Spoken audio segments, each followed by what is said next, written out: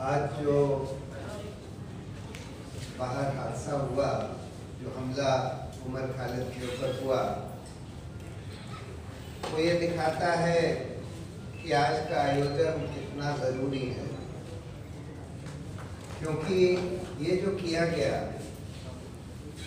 ये खौफ पैदा करने के लिए ही किया गया। ये इसलिए किया गया कि जो आज फांसीवाद का दौर चल रहा है, इसके खिलाफ कोई खड़ा ना हो, कोई आवाज ना उठाए, और इसीलिए आज का ये कार्यक्रम बहुत ज़रूरी है और इस तरह के कार्यक्रम होने बहुत ज़रूरी हैं इस देश में।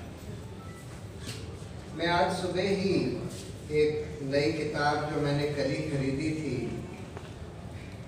जिसका शीर्षक है हाउ डेमोक्रेसीज डाई, लोकतंत्र कैसे मरता है, जो कि 2 हार्वर्ड के प्रोफेसर्स ने अभी अभी लिखी है, अभी अभी पब्लिश हुई है। लिखी तो गई है अमेरिका के बारे में कि ट्रम्प के दौर में अमेरिका में क्या हो रहा है और किस तरह का खतरा वहाँ के लोकतंत्र के लिए पैदा होता जा रहा है, बढ़ता जा रहा है ट्रम्प के दौर में। लेकिन जब मैं वो किताब पढ़ रहा था, मैंने तो अभी थोड़ी सी ही पढ़ी है, लेकिन उसके शुरू के ही पन्नों में जहाँ ये लिखा था कि लोकतंत्र पहले की तरह एक मिलिट्री कू के साथ नहीं खत्म होता है, वो तो बहुत कम देशों में अब होता है। अब जो देखा जा रहा है कि चुनाव से जो चुनकर आते हैं वही लोग कई देशों में लोकतंत्र को खत्म कर चुके हैं। इसका दौर जर्मनी में, इटली में, जब हिटलर और मसोलिनी लोकतंत्र के ही द्वारा पावर में आए और उन्होंने कैसे कैसे लोकतंत्र को वहां खत्म कर दिया, उसमें दिखता है। और आज जो दौर चल रहा है, मैं पढ़ रहा था कि उस किताब में क्या क्या लिखा है कि क्या क्या सिम्टम्स होते हैं फांसीवाद के, और लोकतंत्र कैसे धीरे धीरे धीरे धीरे करके उसकी आत्मा खत्म कर दी जाती है।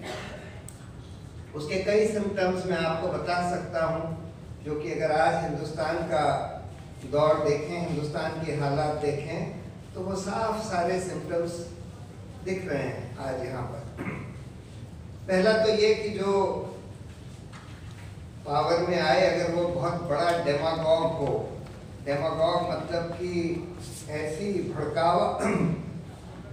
भड़कावी भाषण देने वाला, जो कि लोगों के सेंटिमेंट से खेल सकता हो आसानी से, जिसकी वो कैपेसिटी हो कि जो लोगों के कम्युनल सेंटिमेंट्स को भड़का के अपनी स्पीच से उभार सकता हो, वैसा आदमी सत्ता में आता है। एक सिम्टम ये है। उसके बाद वो एक एनिमी ढूंढता है कि हमारा दुश्मन कौन है। जर्मनी में जब हिटलर आया, उसने एनिमी ढूंढा कि यहूदी लोग जो हैं वहाँ, ये हमारे एनिमी हैं। और यहाँ पर जिस तरह के लोग सत्ता में बैठे हैं, वो मुसलमानों को कह रहे हैं कि भाई ये हमारे दुश्मन हैं, ये सब आतंकवादी हैं और इनको सबको हटाना चाहिए, सबक सिखाना चाहिए। ये एक दूसरा सिम्टम है। तीसरा कि ऑपोजिशन, जो पॉलिटिकल ऑपोजिशन होती है, उसको अटैक करना कि भाई तुम तो एंटी नेशनल, वो भी आज दिख रहा है। झूठ खूब फैलाओ, क्योंकि पहले तो मीडिया को अपने कंट्रोल में कर लो। मीडिया को भी कंट्रोल में कर लिया गया है काफी हद तक। फॉर्चुनेट चीज एक ये है कि जो न्यूज पोर्टल्स शुरू हुए हैं जैसे वायर है, स्क्रोल है, न्यूज लॉन्ड्री है, इस तरह के बहुत सारे पोर्टल्स हैं। अब सैकड़ों पोर्टल्स आ गए हैं जो कि इंटरनेट के द्वारा चलते हैं। और सोशल मीडिया भी उसको कंट्रोल करना, नियंत्रण में करना बहुत मुश्किल है। ये दूसरी बात है कि सोशल मीडिया में भी बहुत सारी विषमताएं हैं, बहुत सारी प्रॉब्लम्स हैं, लेकिन कम से कम उसको सरकार के द्वारा कंट्रोल करना बहुत मुश्किल है। मीडिया पोर्टल्स को भी कंट्रोल करना बहुत मुश्किल है। बड़ा बड़ा मीडिया जो है, जो बड़े अखबार हैं, बड़े मीडिया चैनल्स हैं, उनको डरा धमका के, पहले तो फुसला के, प्रलोभन दे के, एडवर्टाइजमेंट्स दे के, अगर वो कुछ खिलाफ करते हैं तो एडवर्टाइजमेंट्स रोक दो। यही एबीपी न्यूज के साथ हुआ। अभी पुण्य प्रसून वाजपेयी, एबीपी न्यूज बहुत अच्छा काम कर रहा था, लेकिन उसके बाद सरकार ने बोला कि अच्छा हम तुम्हारे एडवर्टाइजमेंट्स पहले खींच लेंगे। फिर उनको धमकाया कि जैसे एनडीटीवी के खिलाफ हमने रेड वगैरह करी थी कि तुम्हारे यहाँ भी हम रेड कर देंगे। तब उन लोगों ने, उनका जो ओनरशिप और जो टॉप मैनेजमेंट है, उन्होंने फिर इन लोगों से बोला कि भाई, पहले बोला कि मोदी कोई नेगेटिव खबर चलाओ तो मोदी का नाम मत लो। पहले तो बोला कोई नेगेटिव खबर मत चलाओ, अच्छा चलाओ तो मोदी का नाम मत लो, कम से कम उसकी फोटो मत दिखाओ। जब वो नहीं माने इस पर, तब फिर उनको निकाल दिया गया। अभी कल मेल टुडे ने सतीश आचार्य, जो उनके कार्टूनिस्ट हैं, बहुत अच्छे कार्टूनिस्ट हैं, बड़े बढ़िया पॉलिटिकल कार्टून्स करते हैं, उनको हटा दिया, उनके कार्टून्स बंद कर दिए। तो एक फासीबाद का सिम्टम ये होता है कि मीडिया को अपने कंट्रोल में ले आओ और उसके जरिए वही प्रोपोगेंडा करो, कम्युनल प्रोपोगेंडा, मुसलमानों के खिलाफ सेंटिमेंट भड़काने का, इस तरह की भावनाएं पैदा करने का कि भाई ये लोग तो सब आतंकवादी होते हैं वगैरह वगैरह। उस तरह का काम लगातार मेन स्ट्रीम मीडिया में चल रहा है। लेकिन जैसे मैंने बोला कि उसका एक सेविंग ग्रेस ये है कि मीडिया में बहुत सारे पोर्टल्स हैं और कई सारे अच्छे अच्छे लोग हैं, जर्नलिस्ट हैं। जैसे रवीश कुमार का जिक्र किया गया, पूर्वानंद जी यहाँ बैठे हैं, जर्नलिस्ट नहीं है तो खैर एकेडमिक हैं, लेकिन ये लिखते भी बहुत हैं। इस तरह के बहुत सारे लोग हैं जो लिख रहे हैं और कम से कम इन पोर्टल्स में उनके लेख छप रहे हैं। अभी प्रताप भानु मेहता, जो हिंदुस्तान के one of the best political scientist in this country, उन्होंने एक बहुत बढ़िया लेख लिखा है जो सबको पढ़ना चाहिए। बहुत लंबा है लेकिन बहुत बढ़िया, अंग्रेजी में है। उसका नाम है द एज ऑफ क्रिटिनिज्म, कि किस तरह से यहाँ के हमारी सोसाइटी में सोच को बिल्कुल बौना कर दिया गया है और ऐसी सोच पैदा करी जा रही है कि जहाँ पर कोई सिविलाइज्ड डिस्कशन, डिबेट वगैरह हो ही नहीं सकता। फिर और मीडिया के जरिए फेक न्यूज, भड़काऊ, पोलराइजेशन वाली न्यूज फैलाना, ये सब भी चलता है। ये भी एक फासीवाद का एक बहुत क्लियर सिम्टम है। फिर जो इंडिविजुअल्स होते हैं, जैसे उमर खालिद हैं, कन्हैया कुमार हैं और लोग हैं, हम लोग हैं, जो कि सरकार के खिलाफ कुछ बोलते हैं, उनको एंटी नेशनल बोलो, अर्बन नक्सल बोलो, इस तरह से गाली दो। और सोशल मीडिया में तो बहुत भद्दी भद्दी गाली और मारने का थ्रेट, और कोई महिला हो तो उसके खिलाफ रेप का थ्रेट। और आज तो खैर ये हालत है कि प्रधानमंत्री खुद इस सोशल मीडिया लिंच मॉब का नेतृत्व कर रहे हैं। वो स्वाति चतुर्वेदी ने किताब लिखी है आई एम अ ट्रोल, जिसमें पूरा दिखाया है कि किस तरह से ये जो भाजपा आरएसएस की जो ट्रोल आर्मी है, जो ये राइट विंग हिंदुत्व मॉब है, social mob, social media mob, तो लिंच मॉब है सोशल मीडिया पर, कि उसका किस तरह से नेतृत्व खुद प्रधानमंत्री करते हैं। और जितने ये इस तरह के ट्रोल्स हैं, सबको अपने घर पर बुलाकर दावत देकर बाकायदा उनके साथ फोटो खिंचवाते हैं और वो लोग अब प्रधानमंत्री के साथ अपनी फोटो अपने सोशल मीडिया पेज पर लगाते हैं। डिसेंटर्स को अटैक करना।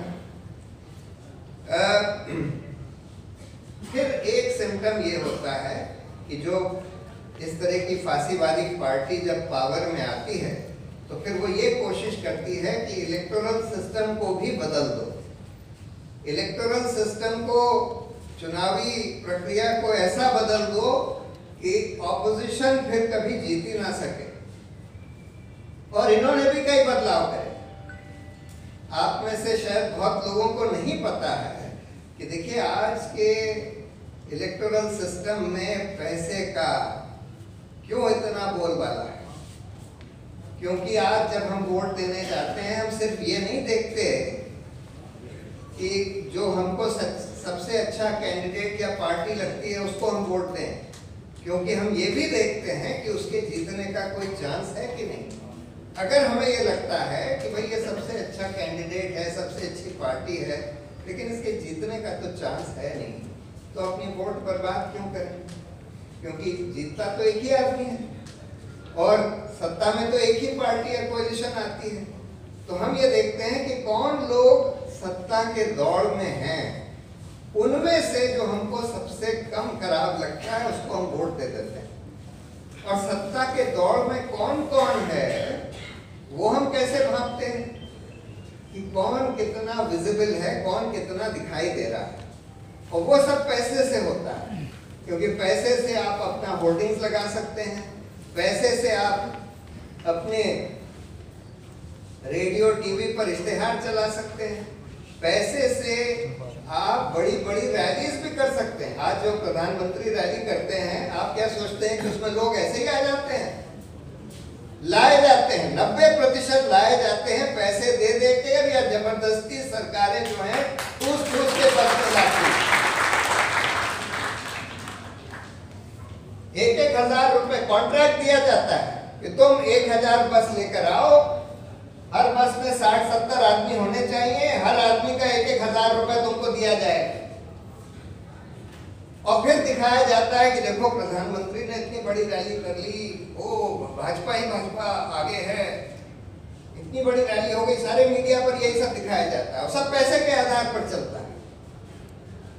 और फिर पैसे से आप अपने पेड वर्कर्स भी जो आपका बैनर लेकर इधर उधर घूमे, आप सोशल मीडिया टीम बहुत बड़ी सी बना सकते हैं जिनको पैसे दिए जाते हैं। अभी कहा जा रहा है कि 200 लोग सीबीआई हेडक्वार्टर के बगल में सिर्फ जो इलेक्ट्रॉनिक मीडिया है कि प्रधानमंत्री को कितना दिखा रहा है कितना नहीं दिखा रहा, पुण्य प्रसून वाजपेयी ने ये बात बताई अपने लेख के द्वारा कि 200 लोगों का एक ग्रुप बनाया गया है जो सिर्फ जिसका काम ये है ये देखना कि कौन सा चैनल प्रधानमंत्री को कितना दिखा रहा है, पॉजिटिव दिखा रहा है कि नहीं।